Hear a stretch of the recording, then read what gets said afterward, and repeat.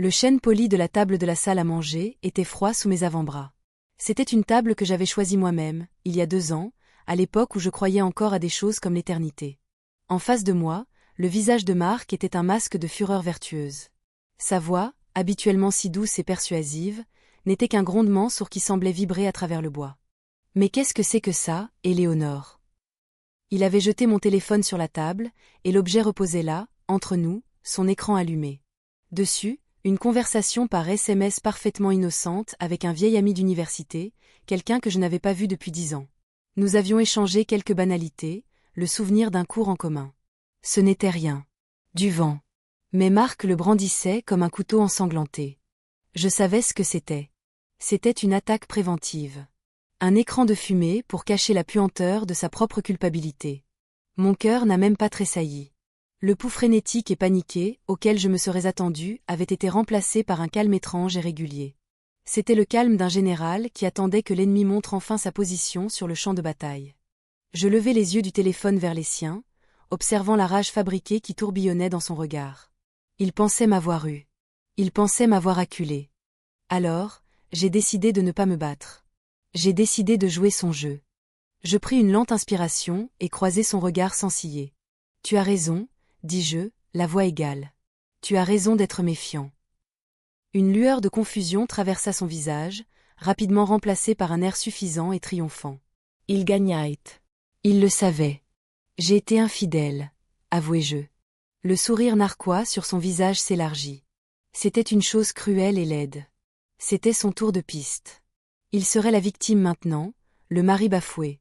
Il pourrait enfin justifier sa distance, ses nuits tardives, ses secrets. Il avait son plan d'évasion.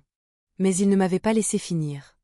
Je levai une main, un petit geste simple qui le fit s'interrompre. Mais pas avec lui, dis-je en désignant le téléphone d'un signe de tête. Pas avec un fantôme de mon passé.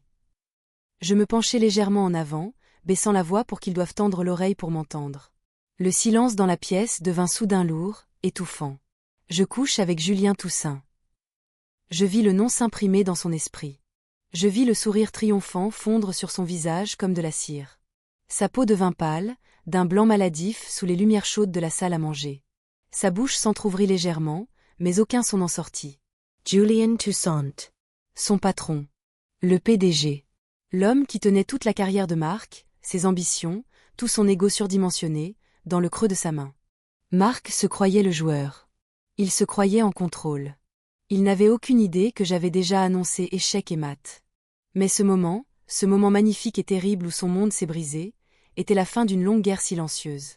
Une guerre qui avait commencé 6 mois plus tôt, dans le calme trompeur de notre vie parfaite.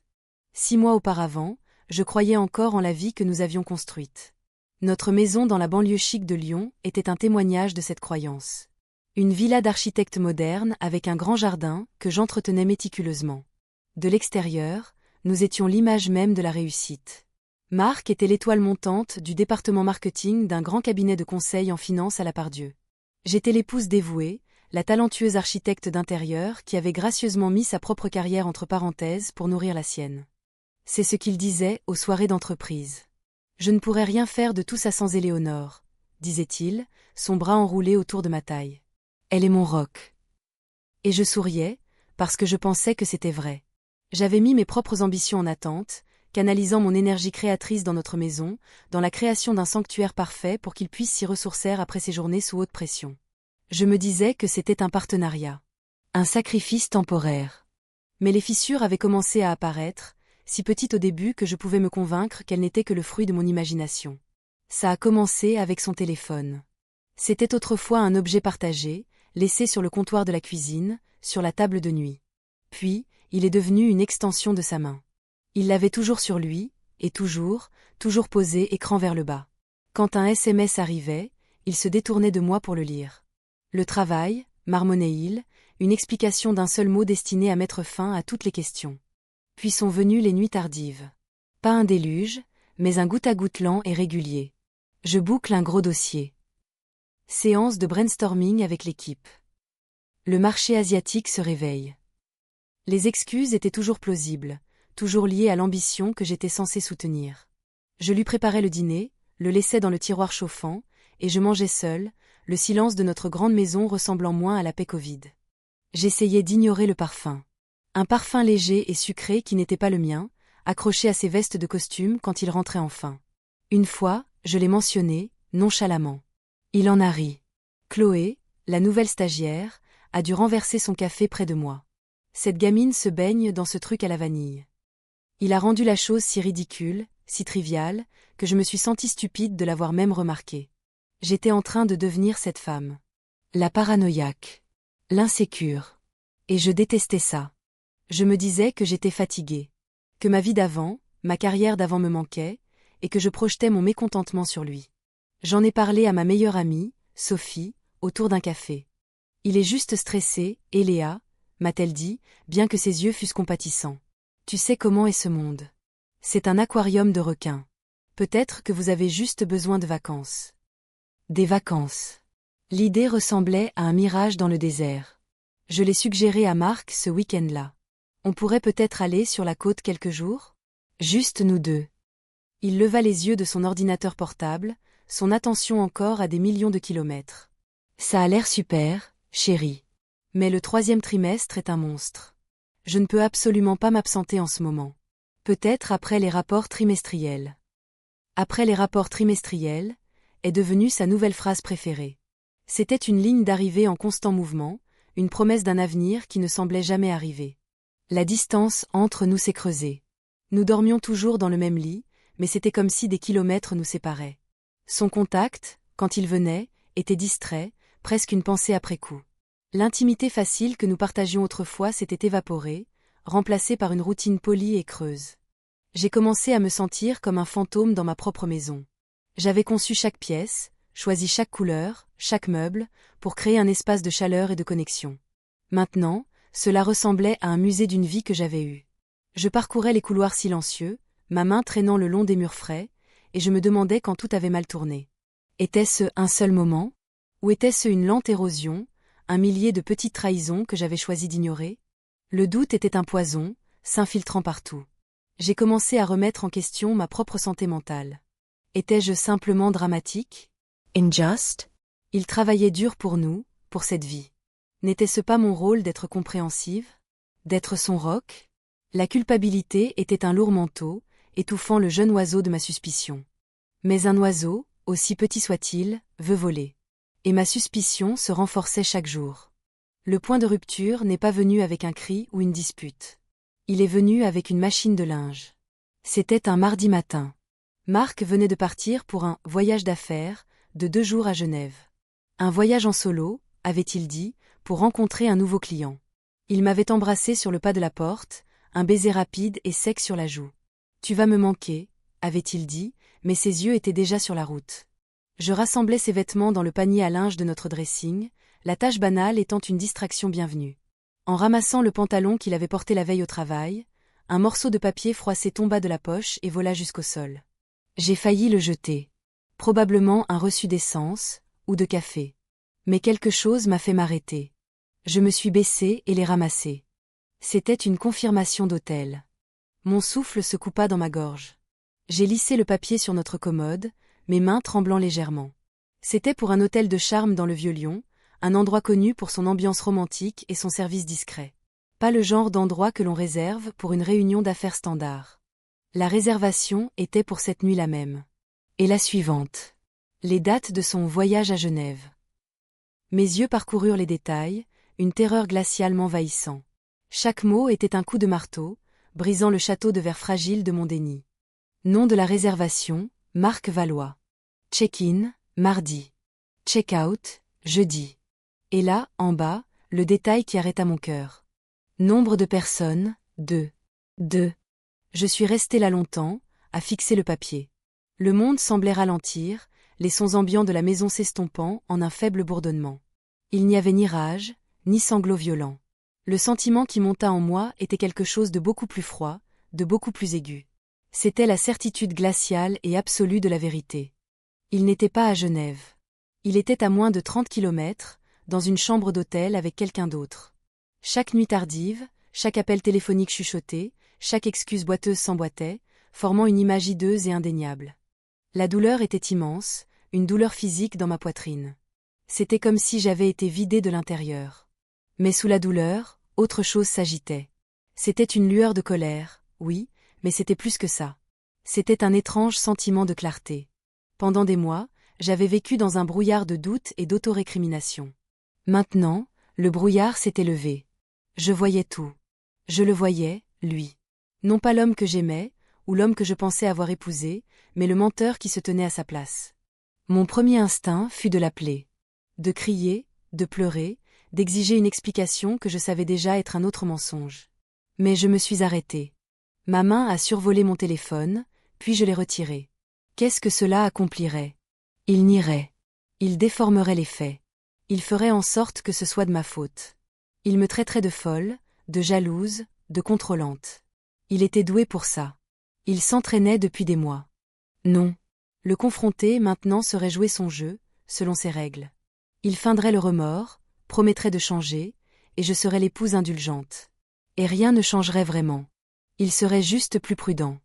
J'ai plié soigneusement le reçu, le papier net et accablant dans ma main. Je me suis dirigée vers mon bureau, la seule pièce de la maison qui était vraiment la mienne, remplie de mes livres d'architecture et de croquis pour des projets que je n'avais jamais commencés. J'ai ouvert le tiroir du bas de mon bureau, un tiroir rempli de vieux dossiers et de rêves oubliés. J'ai placé le reçu de l'hôtel à l'intérieur, sous un portfolio de mes anciens travaux. C'était la première pièce à conviction. À ce moment-là, une décision fut prise. Je ne serais pas la victime de cette histoire. Je ne m'effondrerais pas. S'il voulait jouer à un jeu, nous jouerions. Mais j'écrirais les règles. Je choisirais l'heure et le lieu. Et je rassemblerais mon arsenal. Il ne s'agissait plus seulement d'obtenir le divorce. Il s'agissait de reprendre la vie que j'avais mise en attente pour lui. Il s'agissait de justice. J'ai regardé la photo encadrée sur mon bureau. C'était de notre jour de mariage. Nous étions si jeunes, si pleins d'espoir. J'ai regardé la femme souriante dans la robe blanche et j'ai ressenti une pointe de pitié pour elle. Elle n'avait aucune idée de ce qui l'attendait. Puis, j'ai retourné le cadre, face contre le bois. La guerre avait commencé. Et il n'avait aucune idée qu'il était déjà l'ennemi. L'ancienne Éléonore, l'épouse dévouée et confiante, était morte dans cette buanderie. La personne qui se tenait à sa place était quelqu'un de nouveau. Quelqu'un de plus froid, de plus intelligent, et d'infiniment plus dangereux. Quelqu'un qui comprenait que la meilleure façon de gagner une guerre est de laisser son adversaire penser qu'il a le contrôle total, jusqu'au moment où vous le détruisez. Mon esprit s'est mis à courir, dépassant la douleur pour entrer dans la stratégie. Un divorce propre n'était pas suffisant. Il avait bâti sa carrière sur mon dos, sur la fondation de la vie stable et parfaite que j'avais fournie. J'avais besoin d'un levier. Quelque chose qui non seulement mettrait fin au mariage, mais qui garantirait qu'il ne pourrait pas simplement s'en aller indemne, me laissant avec les décombres émotionnels et financiers. Mes pensées se sont tournées vers son travail. Toute son identité était liée à cette entreprise, à son titre, au respect qu'il commandait. Sa plus grande vulnérabilité était sa carrière. Et au sommet de cette carrière, comme un roi sur un échiquier, se trouvait un homme, Julien Toussaint. Le PDG. Un homme que Marc craignait et idolâtrait à la fois. Un plan, audacieux et terrifiant, a commencé à se former à l'arrière de mon esprit. C'était une idée folle, désespérée. Mais plus j'y pensais, plus elle prenait un sens froid et parfait. Si je voulais découvrir ce que Marc faisait vraiment, avec qui il le faisait, je devais entrer dans son monde. Et il n'y avait pas de meilleure façon de le faire que de s'approcher de l'homme au centre de tout cela. Je devais atteindre Julien Toussaint. Pas en tant que victime, pas en tant qu'épouse bafouée. Mais en tant que personne qu'il verrait, écouterait et respecterait. Je ne savais pas encore comment je le ferais. Mais je savais que je devais essayer. Le reçu dans le tiroir de mon bureau n'était pas seulement la preuve de sa trahison. C'était ma déclaration de guerre. 2 jours plus tard, Marc est rentré. J'ai entendu sa clé dans la serrure, et je me suis préparée, composant sur mon visage un masque d'accueil placide. Il est entré, laissant tomber sa mallette près de la porte avec un soupir théâtral d'épuisement. Il jouait le rôle du cadre dévoué retournant auprès de sa femme aimante. C'était d'une familiarité écœurante, mais maintenant je voyais la performance pour ce qu'elle était. « Salut, chérie. Mon Dieu, je suis crevé, » dit-il en s'approchant pour m'embrasser. Je me suis forcée à ne pas reculer. J'ai tourné la tête juste assez pour que ses lèvres atterrissent sur ma joue au lieu de ma bouche. C'était un petit acte de défi, mais c'était le mien. « Bon retour, » dis-je, ma voix douce, ne trahissant rien de l'acide qui me rongeait l'estomac. Comment était Genève? Brutal. Les clients étaient exigeants, mais je pense que j'ai conclu l'affaire. Il desserra sa cravate, se dirigeant déjà vers la cuisine. Quelque chose de frais à boire. J'ai fait du thé glacé maison. En lui versant un verre, je l'observais. Il avait l'air fatigué, mais il y avait une satisfaction suffisante dans ses yeux qui n'avait rien à voir avec le travail. C'était le regard d'un homme qui croyait s'en être tiré à bon compte. Je lui tendis le verre, nos doigts se frôlant. Je ne ressentis rien. L'homme que j'avais aimé était un étranger, et cet imposteur vivant dans ma maison était mon nouveau sujet d'étude. Cette nuit-là, alors qu'il ronflait doucement à côté de moi, je me suis glissée hors du lit. La maison était sombre et silencieuse, une cape parfaite pour ma nouvelle vie. Dans mon bureau, la porte fermée, la lueur de l'écran de mon ordinateur portable peignait mon visage d'une lumière bleue et froide. Mon historique de recherche ne contenait qu'un seul nom, Julien Toussaint. Je devais tout savoir. Pas seulement la biographie d'entreprise sur le site de sa société, qui le dépeignait comme un titan de la finance ayant triplé la valeur de l'entreprise en une décennie. J'avais besoin de l'homme derrière le titre. J'ai parcouru de vieux articles de presse, des pages mondaines et des bulletins d'anciens élèves. Il avait 52 ans. Il avait fait ses études à HEC Paris. Sa femme, Isabelle, était décédée d'un cancer 5 ans plus tôt. Il n'avait pas d'enfant. Depuis sa mort, il se faisait beaucoup plus discret. Il y avait des photos de lui à diverses soirées caritatives, l'air distingué et sombre en smoking. Il souriait rarement. Sur chaque photo, il y avait une tristesse dans ses yeux que l'appareil photo ne pouvait cacher. C'était un homme entouré de gens, mais profondément seul. J'ai trouvé un article dans un magazine d'architecture sur sa résidence privée, une superbe maison minimaliste sur les bords du lac d'Annecy. L'article le citait abondamment. Il parlait de lignes épurées, de l'importance de la lumière naturelle, et de la manière dont un espace devait servir les gens qui s'y trouvent, et non l'inverse. Il parlait mon langage. Il n'était pas seulement un homme de chiffres, il avait un sens esthétique, une profonde appréciation du design. Pour la première fois depuis la découverte du reçu, un sentiment autre que la rage froide a jailli en moi. C'était une étincelle d'intérêt sincère. Cet homme, cette cible, était plus complexe que je ne l'avais imaginé. Mon chemin d'accès devenait plus clair. Je ne pouvais pas l'aborder avec un problème personnel. Ce serait désordonné et peu professionnel. Je devais le rencontrer sur son propre terrain, dans un monde qu'il respectait. Le monde de l'intellect, de l'art, du design. J'ai continué à creuser. J'ai trouvé le calendrier annuel des événements de l'entreprise. La plupart étaient réservés aux employés, mais un a attiré mon attention.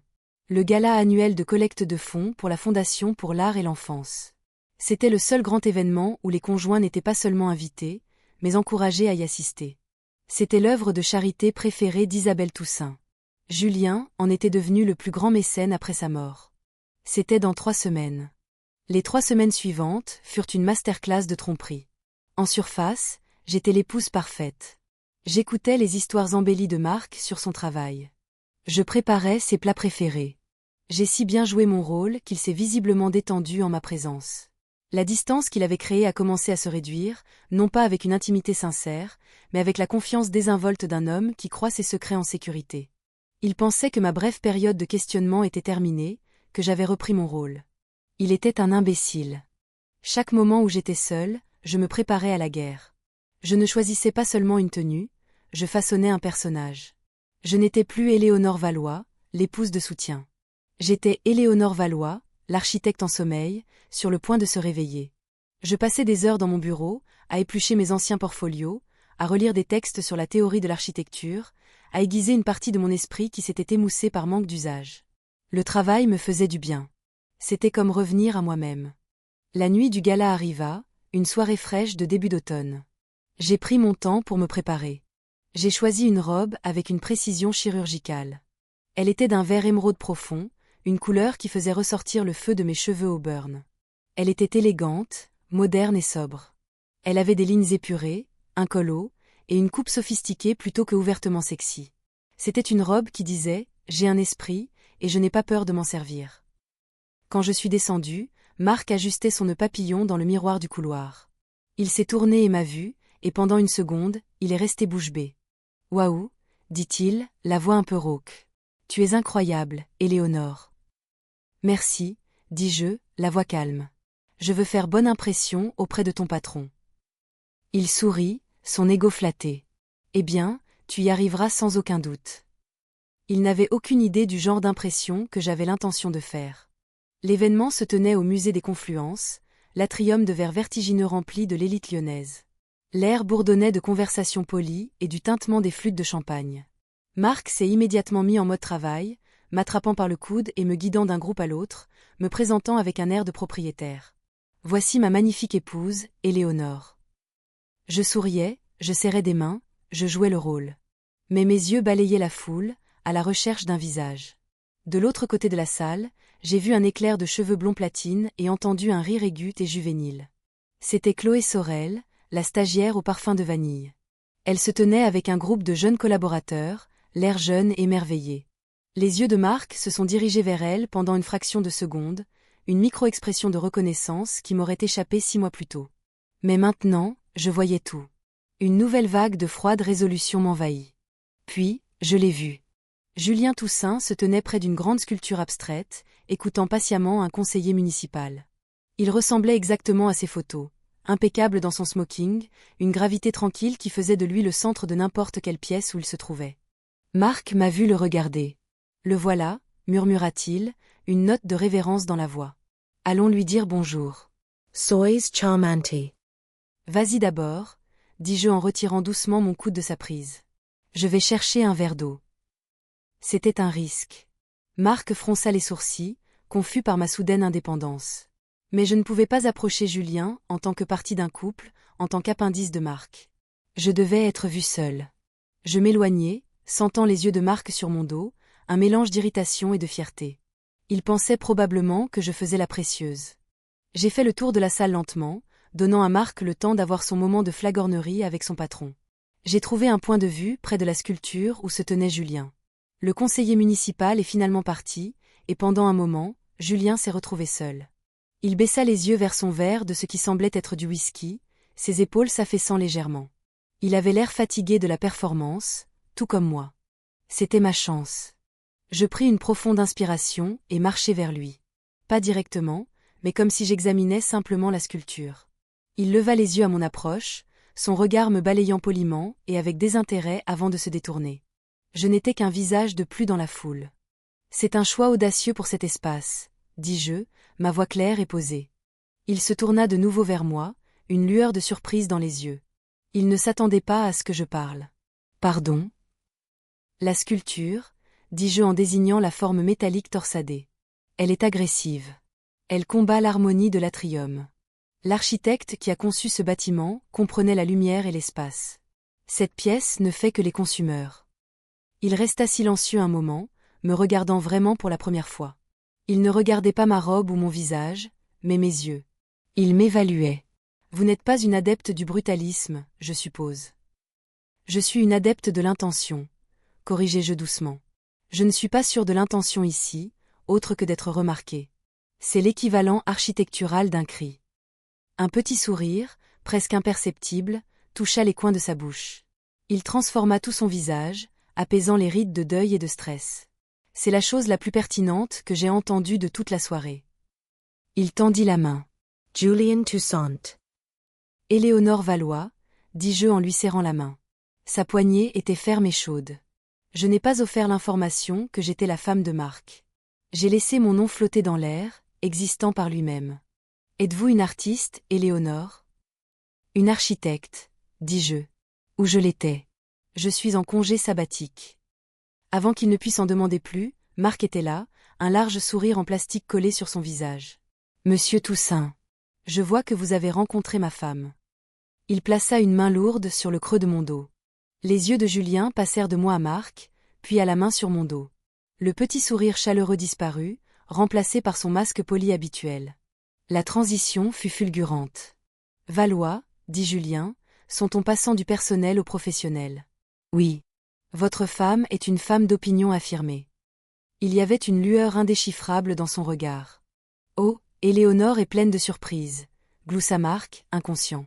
Il se lança dans un monologue obséquieux sur une récente campagne marketing, me reléguant de fait à la périphérie de la conversation. Ça ne me dérangeait pas. J'avais fait ce pour quoi j'étais venu. J'avais planté une graine. Je m'étais établie en tant qu'individu, en tant qu'esprit, avant d'être identifiée comme une épouse. Je suis restée là, silencieuse, jouant le rôle de la belle et discrète conjointe, tandis qu'à l'intérieur, mon cœur battait la chamade d'adrénaline. L'attention de Julien revenait sur moi par brefs moments, une question dans le regard. Il était intrigué. C'était plus que je n'aurais pu l'espérer. Le reste de la soirée fut un flou. Nous avons prétexté une excuse et sommes partis 1 heure plus tard. Dans la voiture, Marc était sur un nuage. « Ça s'est bien passé », dit-il en tendant la main pour me serrer le genou. « Toussaint a vraiment été séduit par toi. Il a même dit que tu étais une femme d'opinion affirmée. C'est un compliment, venant de lui. Je suis contente d'avoir pu aider, dis-je en regardant par la fenêtre les lumières de la ville qui défilaient. Il pensait que je l'avais aidé. Il pensait que ma performance était pour son bénéfice. Il n'avait aucune idée que je n'avais pas construit un pont pour lui, mais pour moi-même. Et il n'avait aucune idée que je prévoyais de brûler son côté du pont jusqu'aux fondations. Pendant 3 jours après le gala, je n'ai eu aucune nouvelle. L'adrénaline s'est estompée, remplacée par une anxiété rongeante. Avais-je mal interprété la situation ? Tout cela n'avait-il servi à rien ? Je vivais ma vie machinalement, le silence dans la maison semblant plus lourd que jamais. Marc était de bonne humeur, convaincu qu'il était en bonne voie pour une promotion. Sa bonne humeur était comme des ongles sur un tableau noir pour mes nerfs à vif. Le 4e jour, j'étais dans mon bureau, esquissant le plan d'un chalet au bord d'un lac juste pour occuper mes mains, quand mon ordinateur portable a émis le son d'une nouvelle notification de mail. Mon cœur a bondi dans ma gorge. Je l'ai ouvert. L'objet était simple, une question. L'expéditeur était Éléonore Rigue, assistante de direction de Julien Toussaint. Mes mains tremblaient en lisant le court message. Chère Madame Valois. J'espère que ce courriel vous trouve bien. Monsieur Toussaint a été très intrigué par vos commentaires sur la conception architecturale lors du gala de la semaine dernière. Notre cabinet est dans les premières étapes de la planification d'un réaménagement pour le hall et l'atrium de notre siège social. Il se demandait si vous seriez ouverte à une brève consultation informelle pour partager certaines de vos idées. Veuillez me faire savoir si cela vous intéresserait. Cordialement, Éléonore Rigue. J'ai lu l'email 3 fois, les mots se brouillant. C'était réel. Ça avait fonctionné. C'était plus qu'un pied dans la porte. C'était une invitation formelle à la franchir. Il n'était pas seulement intrigué, il m'offrait une opportunité professionnelle. Un moyen de récupérer la partie de moi-même que j'avais sacrifiée pour Marc. C'était ça. Le prochain coup dans la partie. C'était terrifiant et exaltant à la fois. Mon plan, né de la douleur et du désespoir, prenait vie. Je ne réagissais plus seulement à la trahison de Marc. Je construisais activement mon propre avenir, brique par brique douloureuse. Je pris une profonde inspiration pour me calmer, mes doigts planant au-dessus du clavier. Puis, j'ai commencé à taper ma réponse. Chère Madame Rigue, j'en serais ravie. Les quelques mots de l'email me fixaient depuis l'écran, chaque mot une clé parfaitement taillée, déverrouillant une porte dont je n'étais même pas sûre de l'existence. Ce n'était pas juste une invitation, c'était une validation. Pour la première fois depuis des années, quelqu'un voyait au-delà du rôle des « épouses » et voyait l'architecte que j'avais été. Un frisson glacial, aigu et enivrant, parcourut ma colonne vertébrale. Mon défi était maintenant de présenter cela à Marc. Je ne pouvais pas lui dire la vérité que j'avais orchestré toute la rencontre au gala, que j'avais fait des recherches sur son patron et délibérément manigancé une conversation. Dans son monde, les femmes ne mettaient pas en place de telles stratégies. Elles étaient les bénéficiaires d'heureux hasards. Alors, un heureux hasard ce serait. Je fermai mon ordinateur et descendis, mon cœur battant à un rythme régulier et déterminé. Marc était sur le canapé, faisant défiler son téléphone, une bière posée sur le sous-verre à côté de lui. « J'ai reçu un email intéressant aujourd'hui, » dis-je, gardant ma voix légère et désinvolte. « Ah ouais » grogna-t-il, sans lever les yeux. Du bureau de Julien Toussaint. Cela attira son attention. Sa tête se redressa brusquement, ses yeux grands ouverts. « Quoi ? Pourquoi ?» Je laissai un petit sourire satisfait jouer sur mes lèvres.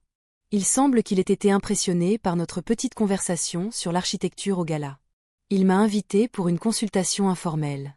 Ils envisagent de réaménager le hall du siège. Marc me dévisagea, son esprit s'efforçant clairement de traiter l'information. Je pouvais voir les rouages tourner, la surprise, suivie d'un sentiment naissant d'opportunité. Son opportunité, bien sûr. Une consultation ? Pour toi ? Demanda-t-il, une pointe d'incrédulité dans la voix. Puis son expression passa à une fierté possessive. Ça alors. C'est fantastique, Eléa. Tu vois ? Je t'avais dit qu'il était séduit. Il se leva et s'approcha, m'enlaçant dans une étreinte qui ressemblait plus à une revendication de territoire qu'à une expression de joie pour moi. C'est énorme. C'est une ligne directe vers l'homme lui-même. Ce n'est qu'une conversation, Marc, dis-je en me dégageant doucement. Ne minimise pas ça, insista-t-il, ses yeux brillants d'ambition. C'est notre chance. Tu y vas, tu l'épates avec tes trucs de design intelligent, et tu t'assures qu'il sait de qui tu es la femme. Ça pourrait être la chose même qui cimente ma promotion. Je me contentais de sourire. Je ferai de mon mieux. Ces mots étaient une pilule amère, mais ils servaient un but. Ils confirmaient que j'étais sur la bonne voie. Il ne me voyait pas. Il voyait un outil, un atout qu'il pouvait utiliser pour son propre gain. Il était tellement aveuglé par son propre ego qu'il ne pouvait pas imaginer que je puisse avoir mes propres ambitions. C'était la couverture parfaite. Les 2 jours suivants furent un tourbillon de préparation. J'ai déterré mes anciens portfolios, les classeurs épais remplis de plans, d'échantillons de matériaux et de rendus 3D. Les dépoussiérer, c'était comme faire de l'archéologie, comme découvrir une civilisation perdue qui avait été la mienne. Je passais des heures à mon bureau, à dessiner, à penser, sentant une partie de mon cerveau se remettre en place. Le poids familier d'un crayon à dessin dans ma main était un réconfort, un rappel de qui j'étais avant Marc, avant la maison, avant la trahison. Je ne me préparais pas seulement pour une réunion, je me ressuscitais. Le jour de la consultation, je m'habillais avec le même soin chirurgical que pour le gala. Cette fois, j'ai choisi un tailleur pantalon gris ardoise. Il était professionnel, puissant et totalement dépourvu de fioritures. Je n'étais pas là en tant que femme à admirer, j'étais là en tant que professionnelle à écouter. Mark verlaat me Condwire. On peut y aller ensemble. Je te présenterai à son assistante, Éléonore. Ça fera bonne impression, avait-il dit. Non, merci, avais-je répondu fermement. C'est ma réunion. Je dois y entrer seule. Son froncement de sourcils me dit que ça ne lui plaisait pas, mais il ne pouvait pas argumenter sans paraître contrôlant. Il essayait toujours de jouer le rôle du mari de soutien. Le siège social était une tour étincelante de verre et d'acier au cœur de la Pardieu. Le hall était exactement comme je l'avais imaginé d'après mes recherches, vaste, froid et impersonnel. C'était une cathédrale de marbre et de granit noir, conçue pour transmettre le pouvoir et intimider les visiteurs. Mon observation au gala avait été juste, c'était un cri. Je pris l'ascenseur silencieux et rapide jusqu'au 48e étage. Le dernier étage. Les portes s'ouvrirent sur une réception qui était l'opposé complet du hall en bas. C'était serein et calme, avec des lambris de bois chaleureux, un éclairage doux et une vue imprenable sur la ville. Une femme calme, d'âge mûr, aux yeux bienveillants, leva les yeux de son bureau. « Éléonore Valois ?» demanda-t-elle avec un sourire chaleureux. « Monsieur Toussaint vous attend. Je suis Éléonore. »« C'est un plaisir de vous rencontrer, » dis-je. Elle me conduisit au-delà de son bureau, jusqu'à une grande double porte. « Il termine juste un appel. Il sera à vous dans un instant. » Elle m'invita à entrer dans son bureau. « Je vous en prie, mettez-vous à l'aise. » Je suis entrée, et les portes se sont refermées doucement derrière moi, me laissant seule dans le sanctuaire. Le bureau était à couper le souffle. Il était immense, mais il ne semblait pas imposant. Un mur entier était une baie vitrée du sol au plafond, inondant l'espace de lumière naturelle. Le mobilier était un mélange de classique et de moderne, un fauteuil Im-Sissi, un lourd bureau en acajula. C'était un espace organisé par quelqu'un avec un goût immense. Sur une crédence, il n'y avait qu'une seule photographie personnelle. Une femme souriante et pleine de vie aux cheveux noirs et bouclés. Isabelle. Il ne l'avait pas remplacée. Il avait simplement appris à vivre dans l'espace qu'elle avait laissé derrière elle. Madame Valois. Je me retournai. Julien Toussaint se tenait près de son bureau, son téléphone maintenant rangé. Il portait une chemise blanche impeccable avec les manches retroussées jusqu'aux avant-bras. Il ressemblait moins à un PDG qu'à un professeur. « Monsieur Toussaint » dis-je en tendant la main. « Merci de m'avoir invité. »« Julien, s'il vous plaît » dit-il, sa poignée de main aussi ferme que dans mon souvenir. « Et merci d'être venu. Je vous en prie, asseyez-vous. » Il désigna 2 fauteuils confortables disposés près de la fenêtre, loin de l'imposant bureau. C'était un choix délibéré, un geste d'égalité. « Alors » commença-t-il en se penchant en arrière dans son fauteuil. « Vous croyez que mon hall crie ?» Je souris. Je crois qu'il privilégie l'intimidation à l'inspiration. Il dit aux gens qui vous êtes, mais pas ce que vous pourriez être. Il aussa un sorcil. Intrigue. Continuez. C'était mon moment. J'ouvris le portfolio que j'avais apporté. Votre rôle est une déclaration de pouvoir, ce qui est traditionnel pour une société financière. Mais le succès moderne ne concerne pas seulement le pouvoir. Il s'agit d'innovation, de collaboration et de capital humain. Votre atout le plus précieux n'est pas l'argent que vous gérez, ce sont les gens qui franchissent cette porte chaque jour. L'espace devrait refléter cela. Je passais les 20 minutes suivantes à lui exposer mes idées. Je ne parlais pas seulement de nouveaux meubles. Je parlais de design biophilique, introduire des éléments naturels comme un mur végétal ou une fontaine pour réduire le stress et augmenter la créativité. Je parlais de créer des zones d'assises plus petites et plus intimes pour encourager la conversation, plutôt que de forcer tout le monde dans une configuration de salle d'attente stérile. Je parlais de changer l'éclairage pour qu'il soit plus chaud, plus proche des rythmes circadiens naturels du soleil. Vous ne parlez pas de redécoration, dit-il, les yeux fixés sur mes croquis. Vous parlez de changer toute la philosophie de l'espace. Un bâtiment est un corps, répondis-je, les mots coulant facilement, professionnellement. Le hall est la poignée de main. Actuellement, votre poignée de main est froide et écrasante. Elle pourrait être chaleureuse, confiante et accueillante. Il resta silencieux pendant un long moment, étudiant mon visage. C'était un regard troublant, pénétrant, mais il n'était pas hostile. Il était analytique. Ce congé sabbatique, qui est le vôtre, dit-il, sa voix plus douce. Cela semble un grand gâchis de talent. Mon souffle se coupa. C'était une question personnelle, mais posée avec une curiosité sincère. Je choisis mes mots avec soin. J'ai fait le choix de soutenir la carrière de mon mari. Je pensais que c'était un recul temporaire. Je laissai un petit sourire triste effleurer mes lèvres. Parfois, les choses temporaires ont une façon de devenir permanentes avant qu'on ne s'en aperçoive. Je vis une lueur de compréhension d'empathie dans ses yeux.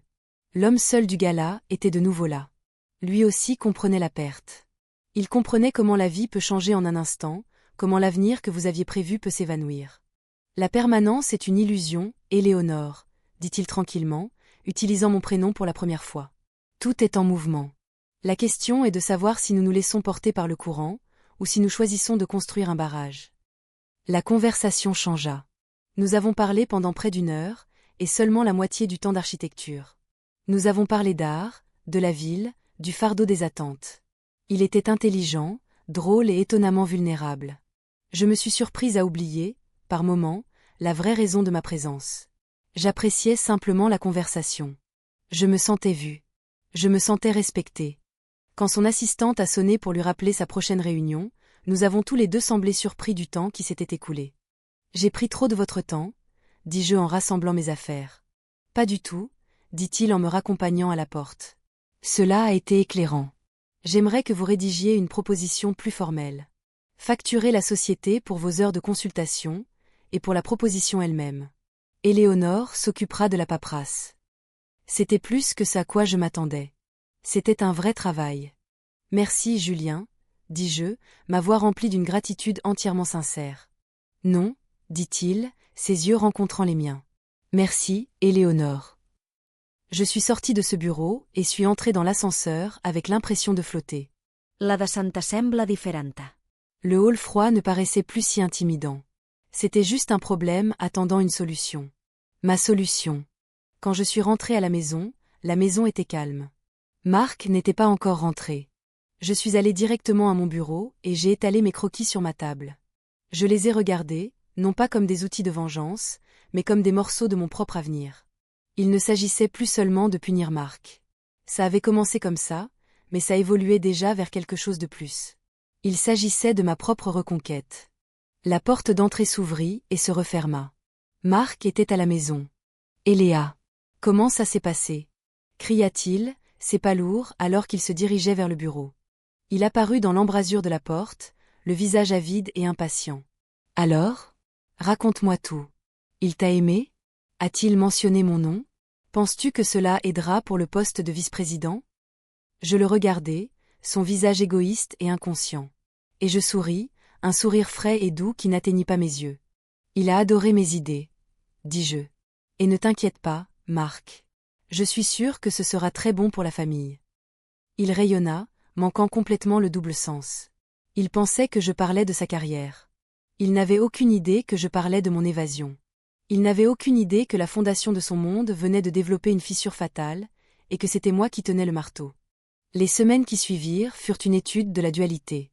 Je menais 2 vies, chacune un secret pour l'autre. Le jour, j'étais l'architecte. Je me suis plongée dans le projet du hall d'entrée avec une intensité fébrile, mon bureau à domicile se transformant en studio professionnel. Je dessinais des plans, commandais des échantillons de matériaux et construisais un modèle 3D détaillé sur mon ordinateur. Le travail me consumait de la meilleure façon possible. C'était un exutoire tangible et productif pour la tempête d'émotions qui couvait en moi. À chaque ligne que je traçais, j'avais l'impression de redessiner la carte de ma propre vie. La nuit, et dans les moments volés entre deux, j'étais l'espionne. Le projet du hall me donnait une raison légitime d'être en contact avec le bureau de Julien, et par extension, d'apprendre les rythmes de l'entreprise. J'avais des échanges de mets professionnels et polis avec son assistante. J'ai eu 2 autres brèves réunions de suivi avec Julien, toujours sous le prétexte de revoir l'avancement du projet. Nous gardions les choses strictement professionnelles, mais sous les discussions sur les luminaires et la circulation, un rapport tacite se construisait. C'était une connexion basée sur le respect mutuel et un langage partagé d'esthétique et de perte. Pendant ce temps, je suis devenue une observatrice méticuleuse de mon mari. Je n'étais plus l'épouse blessée, j'étais une chercheuse recueillant des données. Je notais les heures exactes de son retour. J'ai appris à reconnaître le changement subtil dans son ton quand il mentait. J'ai remarqué comment il prenait toujours une douche dès son retour certains soirs les mardis et jeudis, généralement comme pour effacer les preuves de son après-midi. Les preuves commençaient à s'accumuler. Je n'avais pas besoin de pirater son téléphone. Sa négligence était mon plus grand allié. Un relevé de carte de crédit, laissé sur le comptoir de la cuisine, montrait une dépense de 200 € dans un restaurant haut de gamme où je n'étais jamais allé, un jour où il prétendait avoir mangé une triste salade de bureau. Un ticket de pressing dans sa poche était pour un chemisier en soie de femme. Quand j'ai posé la question, il a fait un geste dédaigneux. « Oh, ça doit être à Chloé. » Elle a renversé un grand latte sur elle avant une réunion client. Je lui ai dit de le mettre sur le compte de l'entreprise.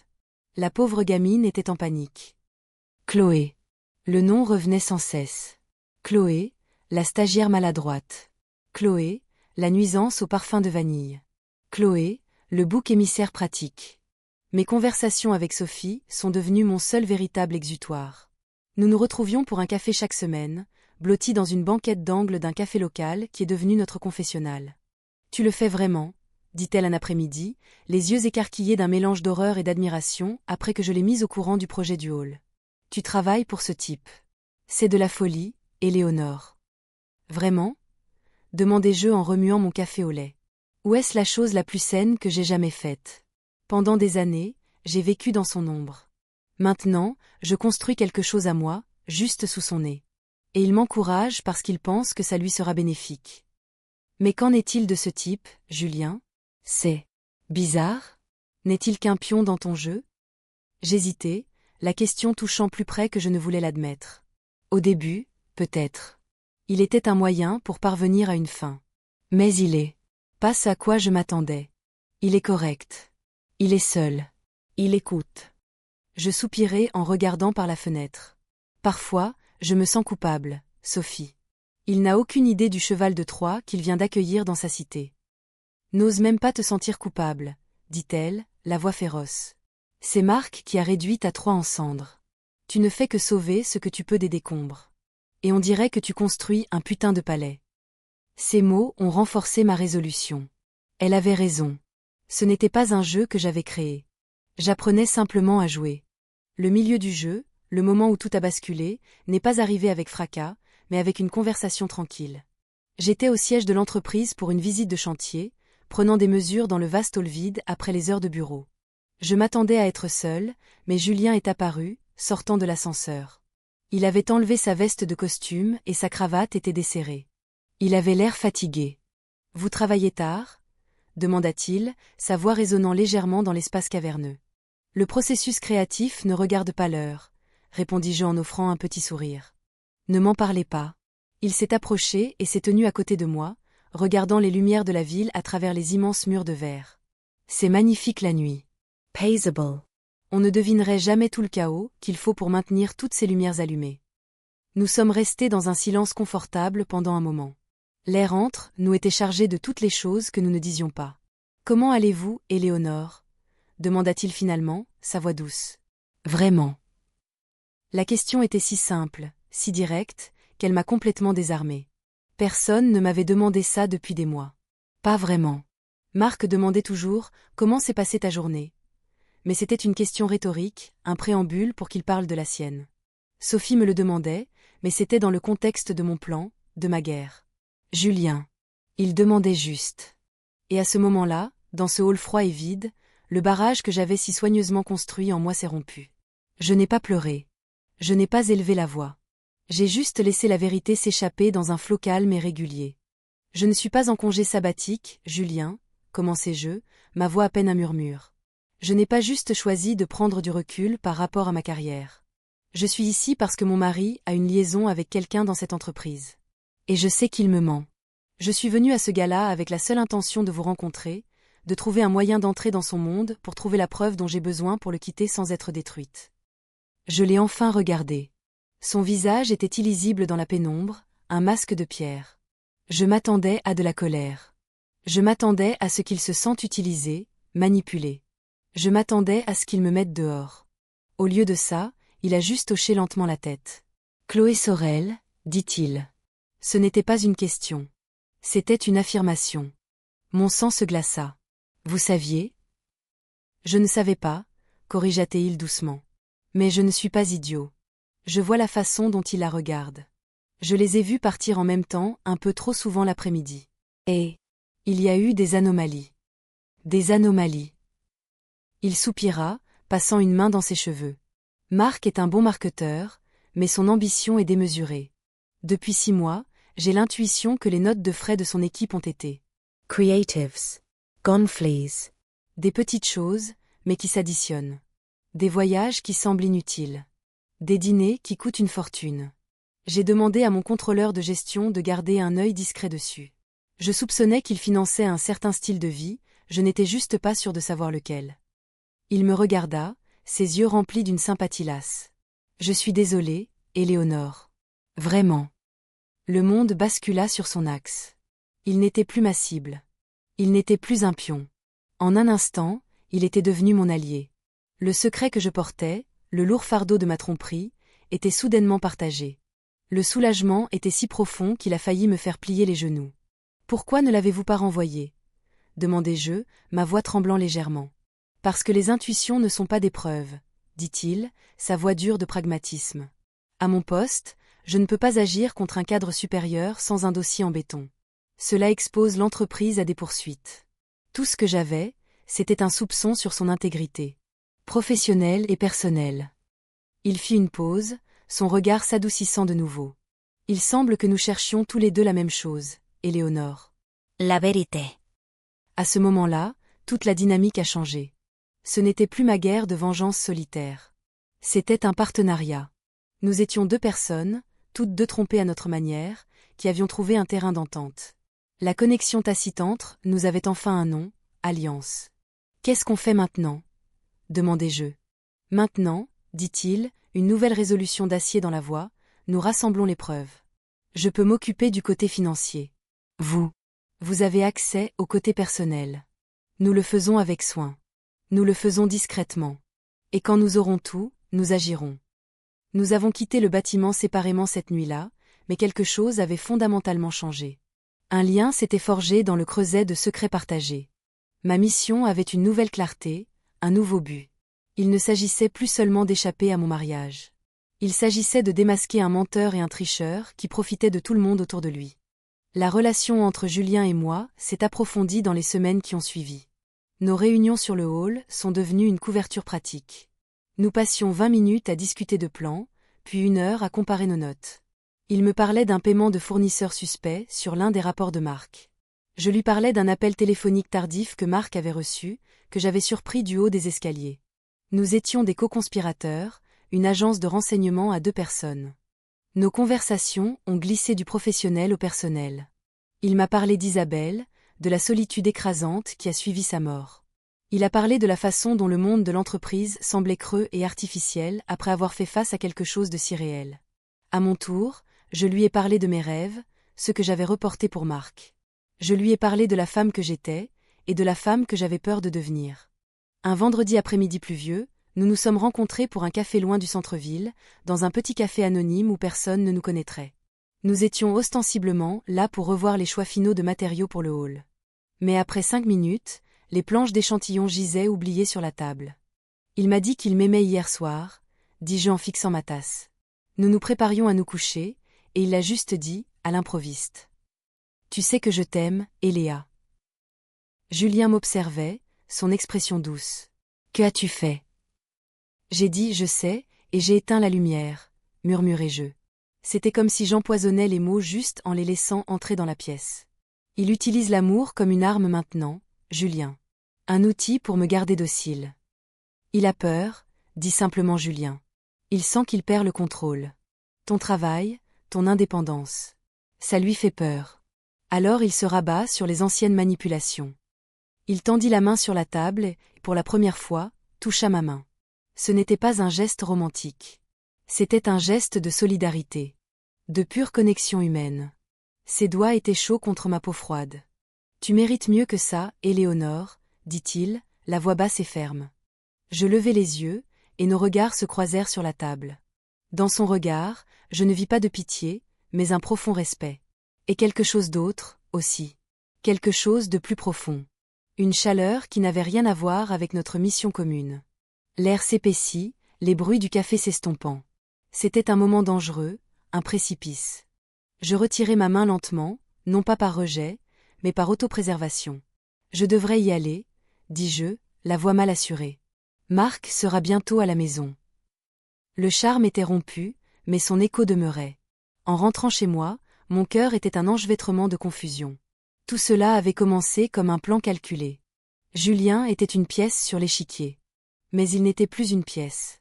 C'était une personne. Un homme qui me voyait, qui me valorisait, qui me faisait me sentir vivante. Et c'était une complication que je n'avais jamais anticipée. La guerre n'était plus seulement contre Marc. C'était maintenant une guerre en moi-même. Entre la femme froide et calculatrice acharnée à se venger, et la femme oubliée et sensible qui commençait lentement, terriblement, à tomber amoureuse de son co-conspirateur. La ligne entre mes deux vies commença à s'estomper. L'alliance avec Julien n'était plus seulement un partenariat stratégique. C'était la connexion humaine la plus authentique que j'avais. Nos rencontres clandestines étaient les seuls moments où je pouvais respirer, les seuls moments où je n'avais pas à porter de masque. La culpabilité qui m'avait initialement piqué pour l'avoir utilisé avait été remplacée par une émotion beaucoup plus compliquée. Une affection profonde et troublante. Pendant ce temps, ma vie à la maison était devenue une pièce de théâtre. Marc, sentant un changement en moi qu'il ne pouvait pas tout à fait nommer, intensifia sa performance de mari aimant. Il a commencé à rentrer plus tôt certains soirs, apportant des fleurs. Il a suggéré des dîners en amoureux dans des restaurants chics.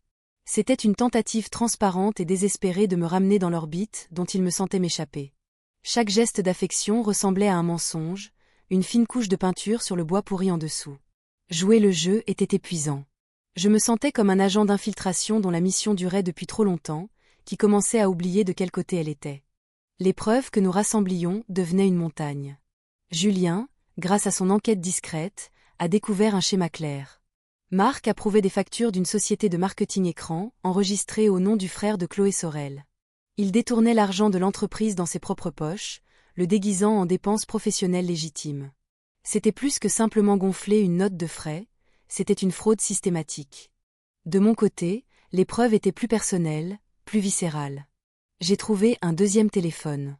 Un téléphone prépayé bon marché, caché dans le compartiment de la roue de secours de sa voiture. Je l'ai trouvé par hasard un après-midi, en cherchant un sac de courses égaré. Mes mains tremblaient en l'allumant.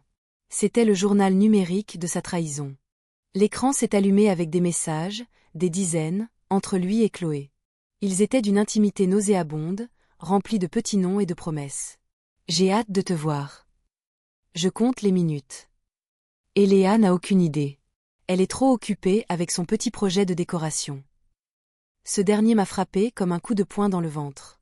Mon petit projet de décoration. La chose même qui était ma bouée de sauvetage, ma rébellion, était un sujet de moquerie pour eux. La colère qui a éclaté était brûlante, consumant toute sentimentalité persistante que j'avais pour l'homme que j'avais épousé. Ce n'était pas seulement de l'infidélité. C'était un manque de respect profond et total pour mon esprit, mon talent et mon être même. Mais il y avait aussi d'autres messages. Des messages qui confirmaient les découvertes de Julien. Le paiement est arrivé. C'est ma tournée ce soir. Mon frère a dit que le virement est complet. Sois patiente, bébé. Encore quelques mois comme ça, et on pourra s'acheter cet appartement au bord du lac. J'ai pris des photos de chaque écran avec mon propre téléphone, jusqu'à ce que la batterie du téléphone prépayé meure. J'ai remis le téléphone exactement où je l'avais trouvé. La connaissance était le pouvoir, mais la connaissance silencieuse était une arme. Cette nuit-là, j'ai rencontré Julien. Pas pour un café, pas à son bureau. Les enjeux étaient trop élevés maintenant. Il a suggéré une promenade le long des sentiers tranquilles du parc de la Tête d'Or, alors que le soleil commençait à se coucher. Nous avons marché sans parler pendant quelques minutes, le crissement du gravier sous nos pieds étant le seul son. Je me suis finalement arrêtée à l'ombre d'un grand chêne. Je l'ai trouvé, dis-je, la voix plate. Un deuxième téléphone. Tout y est, Julien. L'affaire. L'argent. Il prévoit un avenir ensemble avec l'argent qu'il te vole. Je lui ai montré les photos sur mon téléphone. Il les a fait défiler, le visage sombre, la mâchoire se crispant à chaque message accablant. C'est ça, dit-il, la voix un grondement sourd. C'est plus que suffisant. La fraude, la relation avec une subordonnée. C'est une violation de son contrat de travail à plusieurs niveaux. C'est une faute grave justifiant un licenciement. Potentiellement une infraction pénale. Nous aurions dû nous sentir victorieux. Nous avions gagné. Nous avions la preuve. Mais là, dans la lumière déclinante, il n'y avait aucun sentiment de triomphe. Juste une finalité lourde et sombre. Qu'est-ce qui se passe maintenant ? Demandai-je. Maintenant, je présente ça au conseil d'administration, dit-il. Nous convoquons une réunion d'urgence. Nous mettons fin à son contrat. Nous protégeons l'entreprise. Il me regarda, son masque professionnel glissant pour révéler l'homme en dessous. Et tu seras libre. Libre. Le mot sonnait étranger. J'avais été tellement concentrée sur la mission que je n'avais pas pensé à l'après. Un divorce compliqué. L'humiliation publique. Repartir de cero. Une vague de peur, froide et aiguë, m'envahit. Julien a dû le voir sur mon visage. Il s'approcha, sa présence une chaleur soudaine dans l'air frais du soir. Tu ne seras pas seule dans cette épreuve, Éléonore, dit-il doucement. Et puis il a fait quelque chose qui a tout changé. Il a tendu la main et a délicatement écarté une mèche de cheveux rebelles de ma joue. Ses doigts se sont attardés une fraction de seconde de trop. C'était un geste d'une tendresse si profonde qu'il a brisé toutes mes défenses. Mes murs soigneusement construits se sont effondrés en poussière. Toute la douleur des derniers mois, la solitude, la trahison, la peur, tout est remonté à la surface. Une seule larme s'est échappée et a tracé un chemin chaud sur ma joue. Il n'a rien dit. Il a simplement levé son autre main et a pris mon visage en coupe, son pouce essuyant doucement la larme. Je me suis appuyée contre son contact, une reddition silencieuse.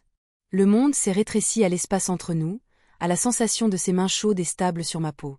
Je levai les yeux vers lui, et dans ses yeux, je vis la même tempête d'émotions qui faisait rage en moi. Respect.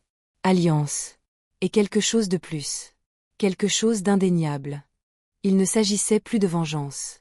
Il ne s'agissait plus d'un partenariat stratégique. Ce moment n'était qu'à nous. Deux personnes seules et blessées qui avaient trouvé un point d'ancrage l'une en l'autre. Je ne sais pas qui a bougé le premier. Peu importe. Cela semblait aussi inévitable que le coucher du soleil. Sa tête s'abaissa vers la mienne, et ses lèvres rencontrèrent les miennes. Le baiser n'était ni ardent ni désespéré. Il était calme, interrogateur et profondément doux. C'était un baiser qui avait le goût de secrets partagés et de compréhension tacite. C'était une confession. À ce moment-là, je n'étais pas l'épouse vengeresse de Marc.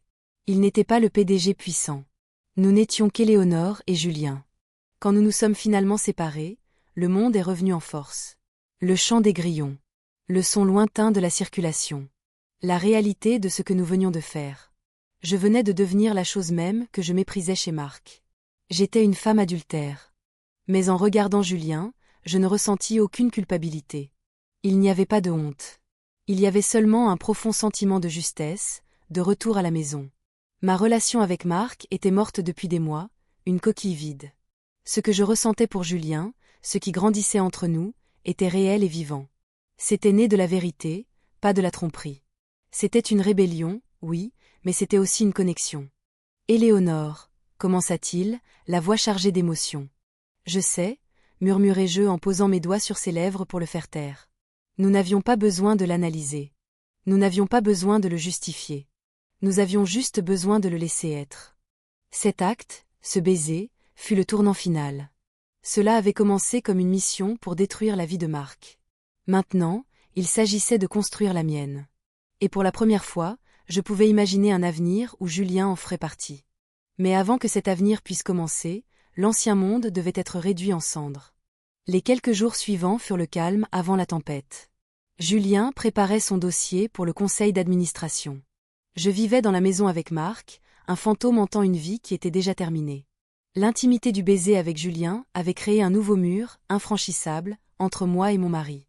Je ne supportais pas son contact. Je tressaillais quand il essayait de m'embrasser pour me dire au revoir le matin. Ma distance n'est pas passée inaperçue. Marc est devenu agité, méfiant.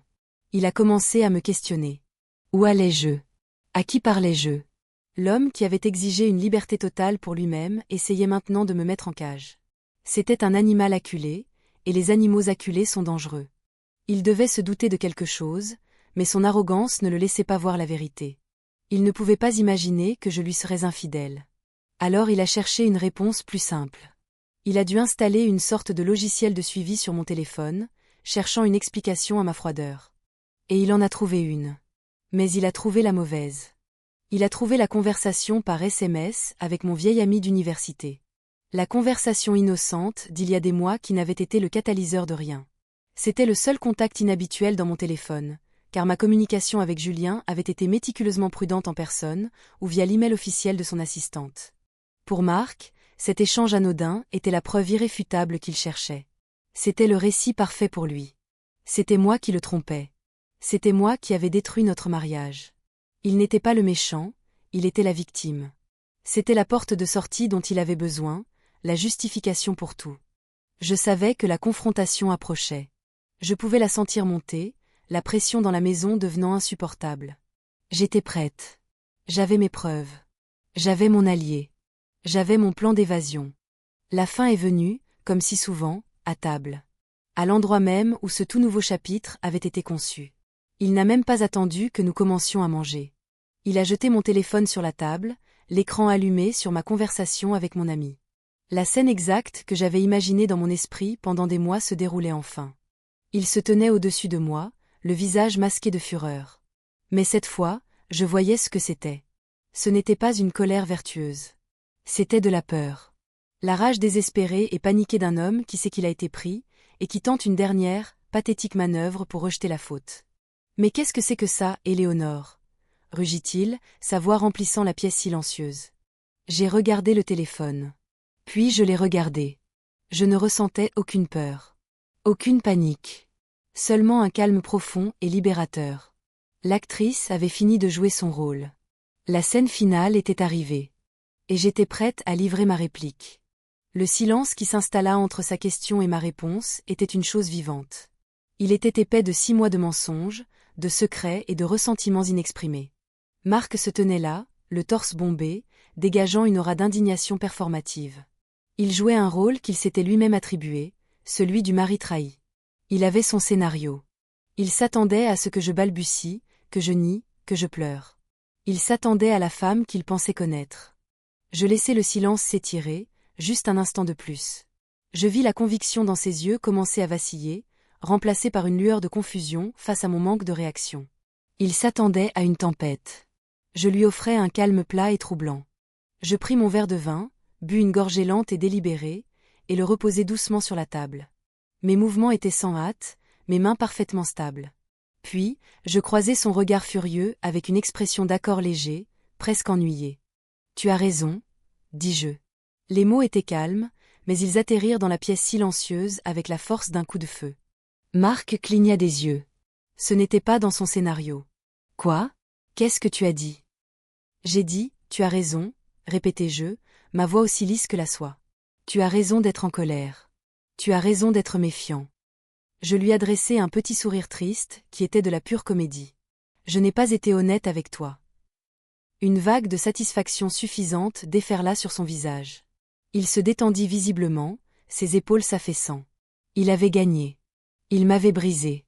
Il recula d'un pas, croisant les bras sur sa poitrine, prêt à recevoir ma confession complète et à la brandir contre moi. « Alors tu l'admets, dit-il, la voix dégoulinante de condescendance.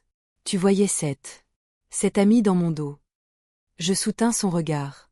J'admets, dis-je en me penchant légèrement en avant, comme si je partageais un grand et terrible secret, que j'ai été infidèle. Le sourire triomphant que j'attendais apparut enfin. C'était une torsion cruelle et laide de ses lèvres. C'était son absolution. Mon péché laverait le sien. Il était la partie lésée. Il avait la supériorité morale. Il tenait toutes les cartes. Je le savais, souffla-t-il, secouant la tête avec une incrédulité feinte. Après tout ce que j'ai fait pour toi, pour nous. Voilà comment tu me remercies. Il était sur le point de se lancer dans un monologue d'apitoiement, un discours qu'il avait sûrement répété pendant des semaines. Mais je ne l'ai pas laissé faire. Mais tu te trompes sur une chose, dis-je, le coupant net. Le calme de ma voix commençait à nouveau à le déconcerter. Le sourire triomphant vacilla. De quoi tu parles? Ce n'était pas lui, dis-je. Je repoussai ma chaise et me levai, de sorte que nous nous fassions maintenant face à hauteur d'yeux. La dynamique du pouvoir dans la pièce changea instantanément. Je n'étais plus la femme interrogée à sa table. J'étais son égale. Son adversaire. Honnêtement, Marc, tu devrais me faire plus de crédit. Un échange de SMS nostalgique avec un ami d'université? C'est tellement cliché. La confusion luttait avec la colère sur son visage. Si ce n'est pas lui, alors qui? Exigea-t-il, sa voix montant de frustration. C'était qui, bordel, Éléonore? C'était le moment.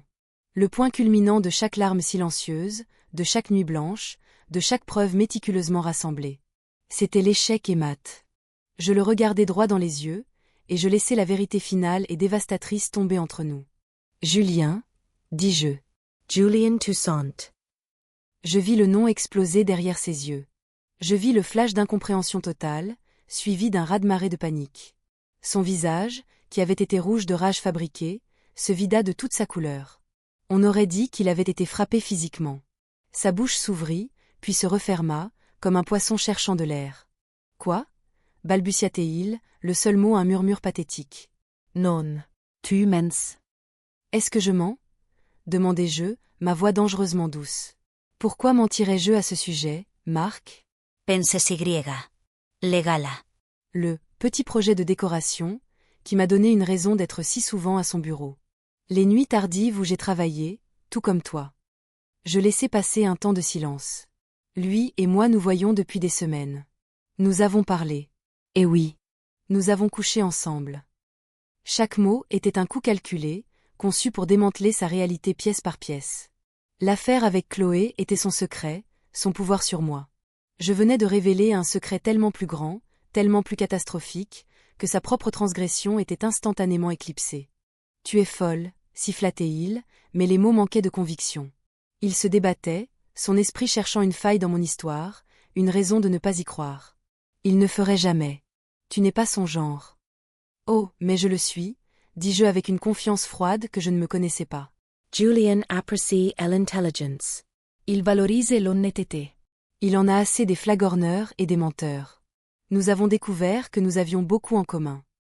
Le sang commençait à revenir à son visage, maintenant dans une marée de fureur pure et impuissante.